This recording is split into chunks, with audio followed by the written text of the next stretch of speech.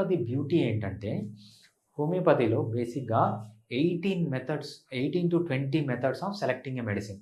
ఒకటి constitutional treatment అంటాము, ఒకటి కాజ్ బేస్డ్ అంటాము, ఒకటి పీక్యూఆర్ఎస్ సింప్టమ్ అంటాము. ఇలా సైంటిఫిక్‌గా పోతే 18-20 వరకు క్రైటీరియా యూజ్ చేసి హోమియోపతి మెడిసిన్స్ ప్రిస్క్రైబ్ చేస్తాం.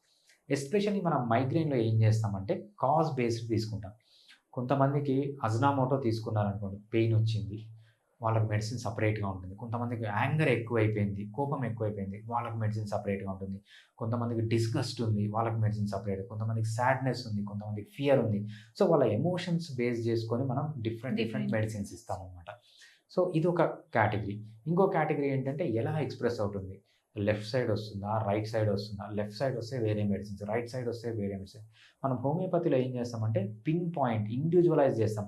సో, 100 మంది నాకు ఒక మైగ్రేన్‌తో వచ్చారంటే 100 మందికి నేను 100 డిఫరెంట్ మెడిసిన్స్ ఇస్తాను.